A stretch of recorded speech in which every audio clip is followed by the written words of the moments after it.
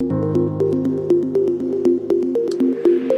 everyone, and welcome to another episode of Wisdom Chat. I'm your host, Phil Holdsworth of Aurum Gold, and my wonderful guest today is Angeline McLaren, who is a financial planning advisor with, is it Navigation Wealth? Correct. Yes, it is. Brilliant. Well, welcome, and thank you very much for your time today. Thank you very much for having me, Phil. I am very excited to be here. So Brilliant. I know we've been having a chat already, and it's been a very interesting chat. So hopefully we'll pull some of those things out for our listeners. But Angeline, tell me a little bit about you and the work that you do. Yeah, so I'm a financial planning advisor, have been for 12 years. Absolutely love my job. It's all about long-term relationships with clients, and what's great about it is I get to know families really well. I'm able to help them plan. I guess effectively what I do is help people make better decisions with their money. So gain confidence with their money, show them how to invest, grow their wealth. I'm all about buying freedom, not stuff. So like the Western world, we're so geared towards buying things, material things. And, if we looked at what we spend on Amazon on a monthly basis, we'd be, you'd dread to add that up. So it's kind of looking at building people's wealth to give them that freedom in the future. We get one life. Let's make the most of it. We might not like to admit it, but having money there, savings, investments, that's what makes the future brighter for everybody. So, if I can help families gain financial confidence, financial freedom, I've done my job. That's basically it. That's wonderful, and I like your why. Your why is because you love your clients, and the fact that you're able to help them build a better financial future. And you mentioned families, and it just really prompted me really to think about the elephant in the room, and that is the rising cost of living and the impact that it's having on families. Now, you must be seeing some things with your clients. I mean, what kind of things have you come across of late, or what are people saying to you? Yeah, gosh, this is the whole thing at the minute, isn't it? I mean, to be honest, I'm so sick of hearing this phrase, cost of living crisis. Every time you put the TV on, you listen to the radio podcasts, it's like all this scaremongering. And yes, it's reality, but we don't know what the reality is yet, So there's these figures being thrown around, and every family is going to be different. Like you and I, Phil, are what we spend on energy. You might not have a mortgage. I have a mortgage. I could be fixed in for 5 years. Every family's different. And it's just causing this anxiety across the whole of the UK, where we don't really know what we're doing. And it appears that the government don't really know what they're doing either. So it's just a whole, whole thing. I mean, for my clients, I guess the main thing that I'm seeing, typically my clients that are coming close to retirement, they're starting to panic, and it's like my job really is to be that guide for my clients in a changing landscape, right? So trying to just block out the noise, like, let's look at your situation. What do we need to do? Let's forget about what's happening. How do we adapt? And really that for me is just taking every single client individually and seeing what we can do to help. And that's brilliant. I know in terms of the people I'm working with, the concerns that they have, like you were saying about the rising energy cost, and oftentimes there's concerns, or that, in the moment of stress and anxiety, there's an inability to think rationally and logically about things. And it's in those moments the emotions kick in. And because we're also creative beings as human beings, that's where catastrophizing comes from.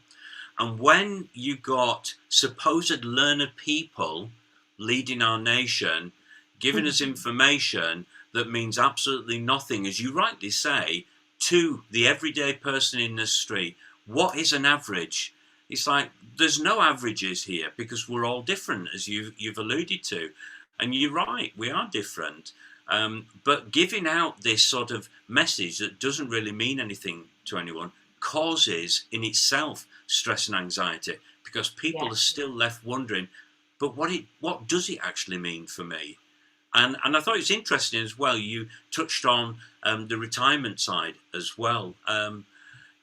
Retirement has its own challenges anyway. For many people who the work that they did, they got their value from, and suddenly are not doing that, Yeah. and they're wondering, where's my value? And actually, the truth of the matter is, we are the value. As individuals, we bring value to what it is we do, or to whomever it is we cross paths with. And so therefore we don't get value from our work, but we're led to believe that's where our value often is. And so they're faced with, what is my value now? And at the same time, they're also faced with, am I going to be able to live? Am I going to be able to pay my bills? Am I going to be able to pay the energy bills? Yeah. And things like this. And then you've got the other end of the spectrum with the families. Young families, it's the most expensive time. I know that because I've had 3 daughters and now I've got 7 grandkids. Yeah. I can And see rising costs. that part of society worries me as well, because there are so many families. Like, let's think about it. Typical household, you've got mum, dad, you've got a couple of kids, you've got 2 salaries coming in most of the time. Basically, we spend what we earn. Yeah. So when I'm doing budget planning with clients, quite often it's like, oh, everything that's coming in is going out, or most of it is. So if you get a sudden rise in costs, it doesn't take a lot before actually there's not enough coming in, and then that's when we've got this whole issue. And my concern, I guess, at the minute is those families that don't have the savings and the cash reserves behind them. It's so important that they've got the right protection in place. So, like, we're talking about the cost of living crisis, but the first thing that people will do is they look at their direct debits and they go, right, what can I cancel? What do I not need? I've got Netflix on there. I've got Sky. Oh, I've got my life insurance. What's the first thing? Honestly, it sounds strange, but the first thing people do is they cancel their life insurance because they think they're never going to need it. And trust me, if you think the cost of living crisis is bad, if anything, if one parent becomes unwell, not able to work, or worst case scenario, they pass away, trust me, that family is thrown into turmoil, not only emotionally, but financially, if there's not that insurance. So, like, when I'm having conversations with those type of families, it's like, look, we need to go through and look what is the priority, and we need to make sure that those type of things aren't cancelled. Same with pension contributions. Like, I was talking to someone the other day and they said, do you know what? I have been thinking, shall I just reduce what I'm paying into my pension? And actually, it does seem like, okay, that is depending on your situation, maybe that's what you need to do for a short period of time. However, the long-term impact, and that's what I'm focused on with clients. I'm here for life with you. We're planning for the next 10, 20, 30, 40 years. If we make decisions now, rash decisions, that could have a detrimental impact to your long-term future. And this will pass. Like, it will pass, but we need to try and take a step back, breathe, think about what we're doing before we make any kind of rash decisions, really. That is a very good point. And one of the reasons why I'm saying that is because the fact that we have very little financial education in schools. Yes. So, and if you look generationally at I suppose, the financial education level of people in our nation, there are so many variations. And when you've got pressure like this being brought on individuals and families, and they're having to make some pretty tough choices, if they don't understand the implications of certain things, and they won't do if nobody's told them, you don't know what you don't know, then you are going to make decisions that to you might seem at the time right, But in actual fact, as you rightly said, the long-term implications can be quite devastating in many Yeah. respects. And one of the things I talk to the people I work with is the importance of budgeting or building a spending plan. I'll say this, budgeting, the word budget has negative connotations. Yes. And if you think, you can ask anybody, in a word, when I say budget, what do you think? And they'll come up, and lots of them are negative words like restrictions and you can't do and you can't have. And so they think of it with a negative mindset. So I said, okay, let's change the narrative. We're talking about a spending plan. We're going to spend it at some point. Might not be now, but we'll spend it at some point. So some of it will be spent now and some of it will be spent at some time in the future.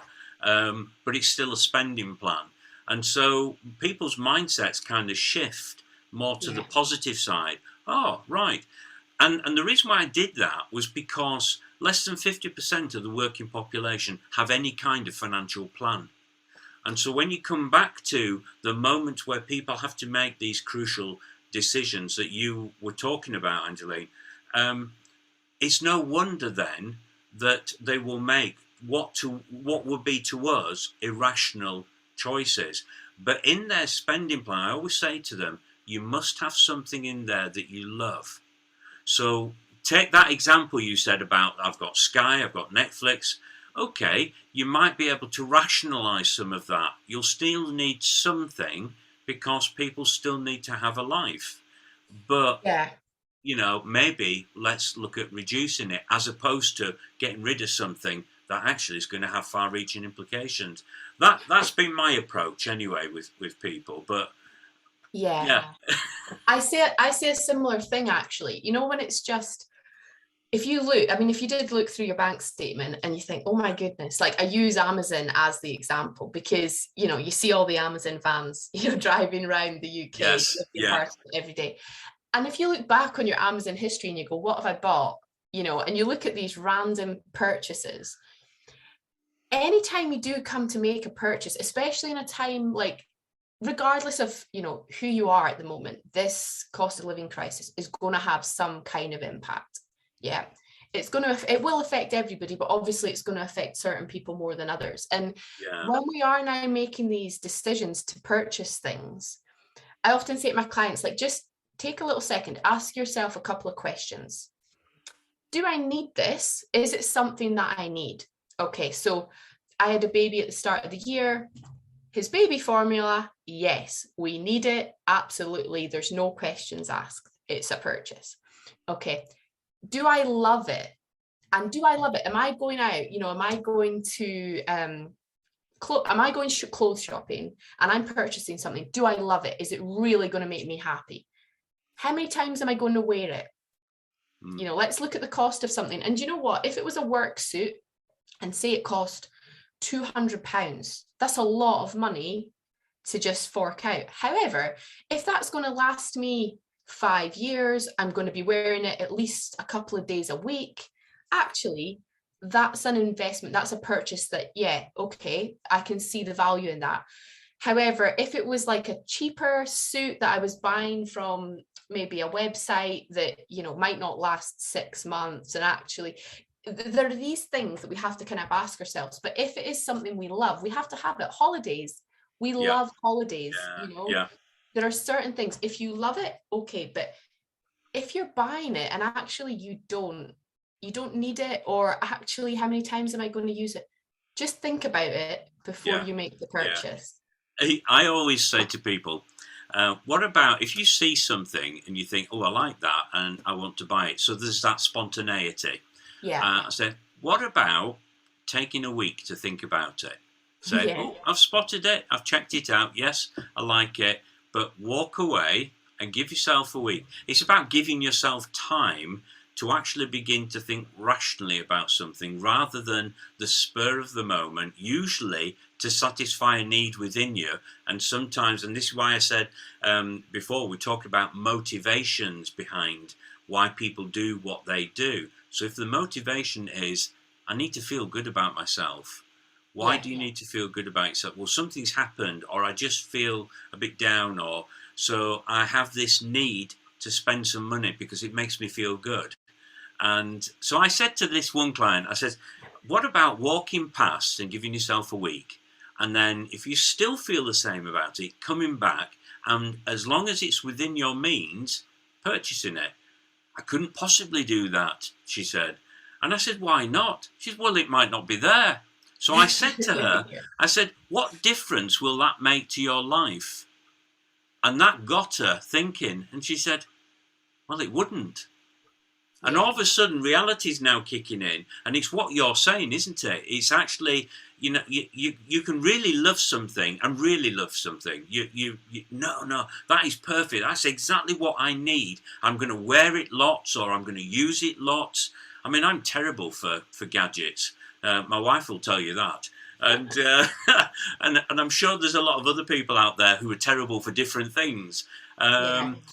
But I like them. But the question I need to ask myself is, how often am I going to use it? Or how often am I going to wear it, as you've said? And Yeah. if it's just one of those things to make me feel good in that moment, then it's likely that that's not the best choice for me at that point. And Yeah. to use that exercise of walking past and giving yourself time to think about it and ask these questions actually potentially puts you in a good place where you make rational choices about your money. And Yeah. let's be honest, we all need to be rational about our money at the moment. The worst thing we could do is make financial choices out of an emotional impulse. Yeah. And I mean, well, if you think about not so far back at the start of the pandemic, I mean, the pandemic was the kind of catalyst to quite a lot of things. But Yeah, the one thing that I certainly noticed was like that first, was it 12 weeks we were put into the lockdown initially? After the first month, there was more money in my bank account before payday than I had seen previously. And it's like, wow, how on earth has that happened? And it's like, because you weren't in Starbucks every few days, you weren't picking up yeah, coffees, you weren't meeting friends for lunch, or you weren't going out for dinner, and all yeah, that money that you squander, really, yeah, I enjoy it, but do I really need to have a coffee, every second day or whatever? It's crazy. yeah, So, and the other thing that I noticed was like, look at the amount of makeup that I've got. Like, how many lipsticks can one woman have? Like, ridiculous, absolutely ridiculous. When was the last time I used these? The amount of money that I've wasted on things like that. And it yeah, took a pandemic to realize that you don't need these things.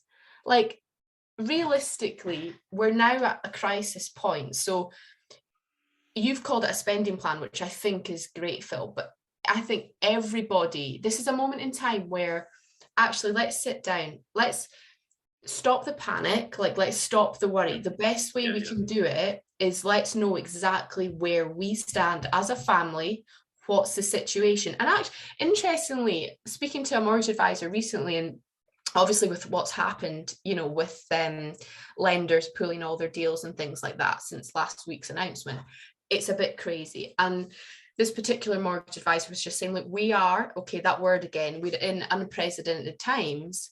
yeah, And the mortgage advice that we may have given 5 years ago is not necessarily the advice that we'd be giving to families now. So families worrying that, the mortgage payment's going up from £500 to £1,000 or £800, £900.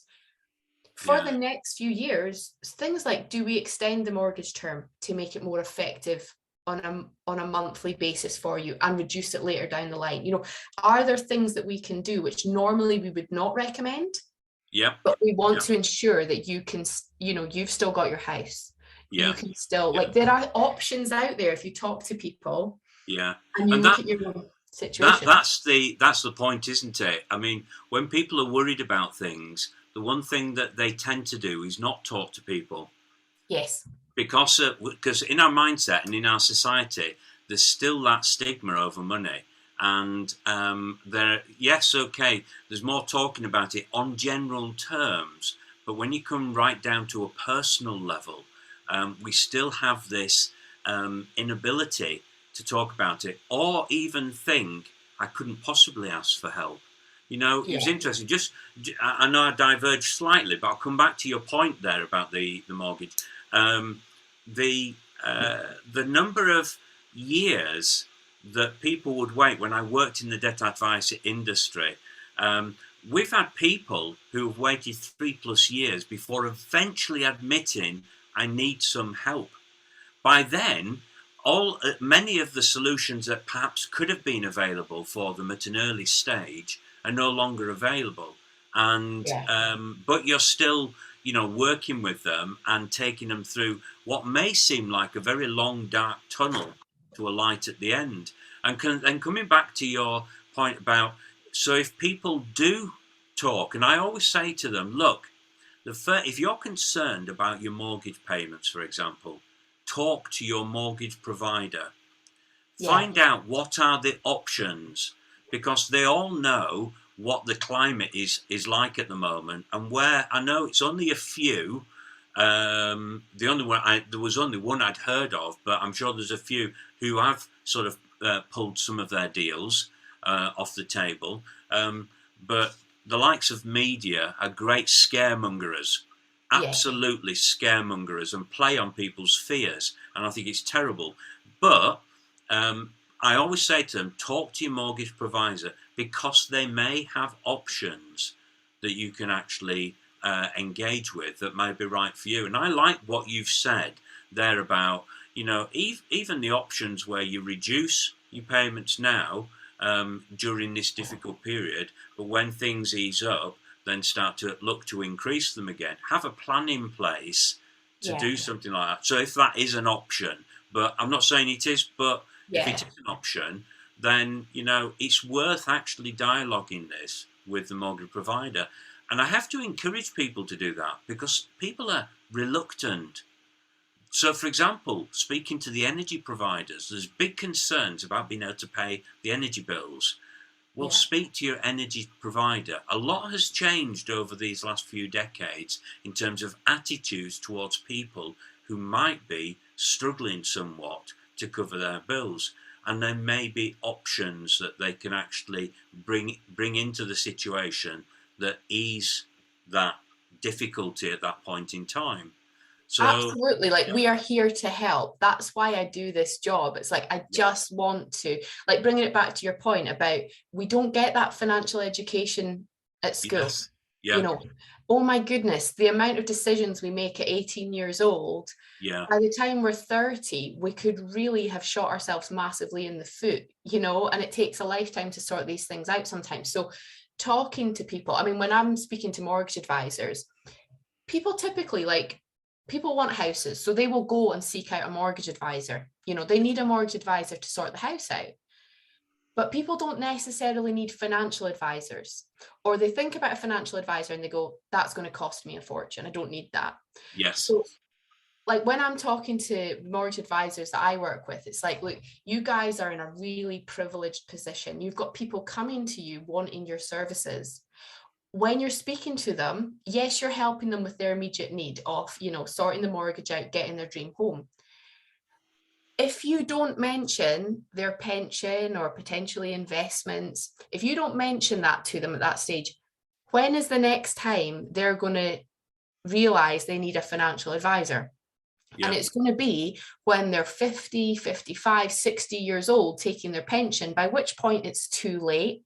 I want to be speaking to these clients when they are in their 20s and their 30s and they've got their mortgages, and budgets might be tight, but there are things we can do to really ensure that the wealth is built. And if I've got that 20, 30 year time frame, wow, we will change people's lives. But if we don't, and we don't have these conversations, that worry, my goodness, 3.5 years to actually come and admit that you need help. That's 3.5 years of stress pressure that we could relieve a lot sooner.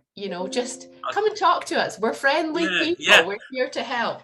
I think that has to be the message, doesn't it, to our listeners, and that is, if you have concerns, say whatever those concerns are. So if it's concerns about energy, concerns about mortgage, concerns about the future, retirement, as you've alluded to, Angeline, and or anything to do with protection, then talk to your provider or talk to somebody.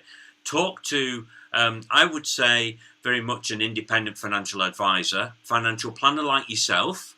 That people need to do that. That the cost of doing that is not prohibitive for anybody. Anybody can talk to, We the can have a likes of, chat like, and it doesn't yeah, cost you anything. Like, yeah, let's have a exactly, conversation, Zoom, yeah, telephone, whatever. There are no restrictions anymore. Like, yes, we're in a period of time where, okay, it is okay to be scared. Like, yeah, I'm scared. Think about what's going on in the world. You've got Ukraine crisis, yeah, global food shortages, yeah, inflation is through the roof, rising interest rates. Still got the fallout of Brexit, the pandemic, all this stuff yeah, we are hearing, and it's coming from everywhere. It's like we need to just block out the noise. It's okay to be scared, yeah, but there are things we can do. Like, let's sit yeah, down and yeah. Yeah, yeah, so to talk to somebody yeah, is key. Um, sort of do away with the noise that's going on. Give yourself space to think and to calm down, not to yeah, make financial decisions out of your emotions, because inevitably you probably make the wrong decision for you. And it's crucial that you make the right decisions that are going to affect your future. And if you can do that earlier and yeah. sooner rather than later, that's the message that we're really saying to people, isn't it? Yeah, and just on that, I mean, I've had a client this year who he's invested in his pension for years and he's Yeah, very savvy, knows what's happening, but he's retiring in the next year is his hope. But right. he has seen his pension fund drop quite considerably, like they all have, Yeah, and his first thing was, right, there's too much going on right now. Move my money out of the investments into cash. yeah. Just move it out. And it's having that conversation. Now, we've not moved it. Thankfully, we've Yes. not moved it Wow. because Wow. Yeah, and especially with the value of the pound against the dollar at the moment. I mean, it's the lowest level. Is it $1.02, something like that? crazy. Yeah. Yeah. Yeah. Yeah. And it's just kind of his initial reaction was get my money out of the stock market, let's stop it dropping. But quite often, when you look back in history, and this is the thing, it's all about patterns, isn't it? Like we've Yeah. been here before. Yes. If you look past the last 500, look at the last 500 years, look at the patterns. It's the same Yeah. things that happen. So, if we look at that, typically the best years in the stock market followed the worst. Yes. Those clients that make decisions to be jumping in and out, that's Yeah. the timing of that. You couldn't be, nobody can judge when the best time is. Like, Yeah. we stay with the process. It's thinking, like, for him, I said, look, you're only 60. We want to be drawing on this pension when you're 90 years old. Yeah. We've got Yes. 30 years. Yeah. We look back on this and go, what happened well, I remember what happened in 2020, because we'll not forget that. What happened in 2022? This too shall pass, that phrase. And it's just, Yeah. let's Yeah. not make rash decisions. But Yeah. this particular gentleman, okay, we can still retire, but let's take money from a different source. We've got Yes. cash savings. Yeah. Let's Yeah. take it from there for the time Yeah. being. Let's leave your pension to recover, because it will. Yeah. We just need to give it time. If you think of the interest rates, even as they have slightly risen with the banks, so inflation's running at what 9.9% at the moment. Yeah, Okay, it dropped slightly from 10.1%. But if you look at the interest rate being paid on your cash savings as opposed to the interest rate, money while it's sat in the bank is actually its spending power is diminishing, and correct. people don't see Yeah. that. Oh my goodness, I had this conversation last week. A gentleman going, brilliant. I'm being offered 3.5% for a 2-year fixed rate bond. So I'm like, okay, let's just talk about that, and that's a whole conversation. But it's like, effectively what's happening there, why Yeah, do you think the bank's offering you 3.5? The bank is making money in the background. What's happening with interest rates? You fix in at 3.5% for the next 2 years. yeah, What's effectively happening there? And it's just, again, comes back to not making rash decisions. He did yeah, the right thing, walked away and went, right, Angeline, I'm thinking about this. What are your thoughts? Let's talk about it. yeah. That's good that somebody's is doing that. But I just, it's interesting. If somebody's concerned about the future, they're wanting to, I suppose, in their thinking, strengthen their position at that moment. So then you look at the decision making side. Right, okay, it's a risky market. I'll take my money back, and not stopping for a moment and thinking about. I always say to my clients, if you're going to save your money, which is good to do, make it work for you. And in which case you need somebody like yourself, Angeline, to advise them on how they can make it work for themselves. But make it work. Don't let it just sit in a savings account, or as like you were talking about a moment ago about bonds. But actually look for things that are going to help your money grow rather than diminishing its spending power. But they've never thought about that because, again, we go back to what I said earlier on about lack of financial education, biggie in this nation. One sometimes wonders whether that's purposely done because it's easier to control people when you don't understand things. Yes. So maybe that's my conspiracy theory. But I look at it and I just think, well, why not? I mean, let me just in finishing, I know we're coming to a close time-wise, but let me just touch on what we were talking about before we came on air, in a sense. And we were talking about the tax cuts, weren't we? And the decisions that Kwesi Kwarteng has made about all these tax breaks. Who does it benefit? And we're looking at these things, and the everyday person in the street, it benefits them very little. But the wealthy benefits a lot. And I was talking about just what I said earlier about the motive that sits behind why somebody does what they do with their money. So if somebody is very fearful about the future and is very security minded, they're going to really hold on to their money. And actually, the more they can get, the better it is. But the more they get, they'll still feel, well, I need more on top of that. So this notion that those who are the wealthy ones will add to the money cycle within our nation is actually a rather bizarre notion, because at the end of the day, it's not the amount of money, it's the motive that sits behind it. Why do people do what they do? And if they are concerned about the future, they're going to hang on to it. So therefore, it doesn't engage with the money cycle. And, that's been one of my kind of concerns with some of the decisions that this government are making at the moment. It might be controversial, but hey, I'm not one for avoiding controversy. I mean, I had a client just last week talk about this, and like she had said, so she's widowed but has 2 children, 18, 21, at university. She's got a really good job. She's in a fortunate position.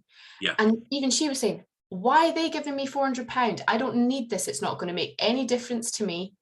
Like, why are these things not means tested? It's a bit like in the pandemic when we just handed out all this money without actually thinking it through. We gave all this money to businesses. What's happened? Those businesses have become, they've gone insolvent. We can't claim the money back. It's making the situation worse. Like, we need to, again, it comes back to what we've said, Phil, stop and think about what's actually happening before we say we're going to do these things. Because, there are families out there who really need that £400. They need more than that, Oh, yeah. But, and just that one-off payment, is that going to make what difference is that going to make? It, in the grand scheme of things, that's not going to be enough to help. And certainly if you're giving that money to people that definitely don't need it, because it's not just, this crisis that we're going through. Yes, it is going to have an impact on everybody, but it's going to affect those on lower incomes far more. When people are talking about, do I not eat so I can afford to feed my child? Those are the people that need the help. Like, oh yeah, definitely, the government aren't thinking. It's very difficult to. It's a very controversial subject, and it is. But the thing is, it's a subject that needs to be talked about in the nation, because at the end of the day, from a government point of view, these are elected officials. They're elected on behalf of the people. They represent you and I and everybody else, and the best interests of the nations. And I think one of the things that ought to be focused on is building long-term resilience for the Yeah, nation as a whole. And often I find it's short-term decision making that's been yeah, made, that's not absolutely. really considering the present circumstances of those who, like you say, those who really need the help and support. And a one-off is never going to do it, full stop. Yeah, Um, but also at the same time, looking to the future and thinking, what resilience are we building as a nation for the future? I mean, yeah, our government only has to look at, for example, likes of Norway. And what did they do when they first started drilling for oil and natural gas? And what did they do with the revenue from that? Yes, it's a very expensive nation to live in, but it's a very wealthy. It's probably more wealthy than we are, in a yeah, sense.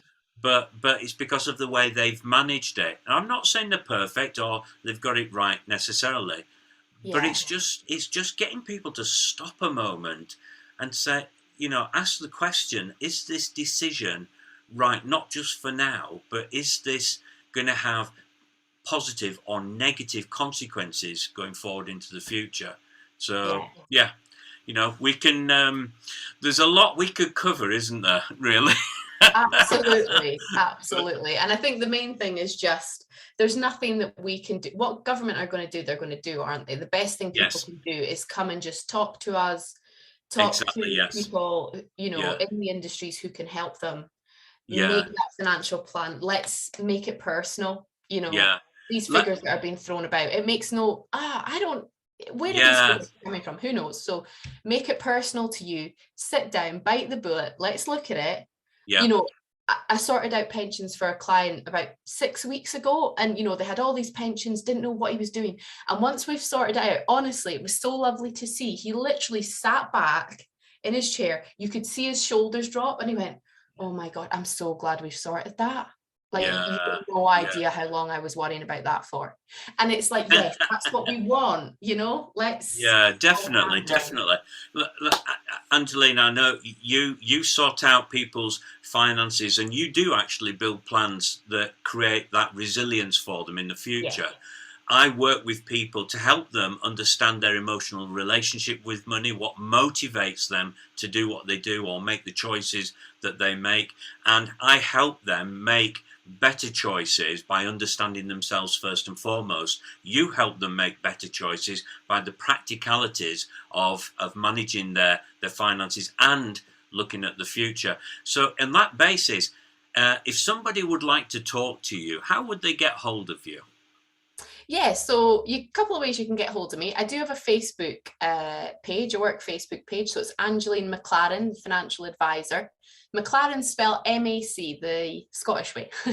And Yeah. also on LinkedIn as well. So I'm on LinkedIn. My contact details are on there, mobile, email, and stuff. So yeah, I'd be more than happy to help. Just have conversation. Like, let's just talk about it. Yeah. That's Yeah. the main thing. It's been an absolute pleasure talking to you, Angeline. I know the time's up. If anybody listening to this podcast really is concerned about their finances, you need to talk to somebody like Angeline. If you find yourself in a position where you're making choices that actually at the end of the day are not the best choices for you, or you live with regret, maybe I can assist you with those areas. So, please talk to us. But I hope you found this podcast useful. Angeline, thank you so much for being my guest today. I really appreciate that, and all the best for the future. Thank you, Phil. Thanks for having me. It's been great. Wonderful. Thank you very much. Bye bye. Bye.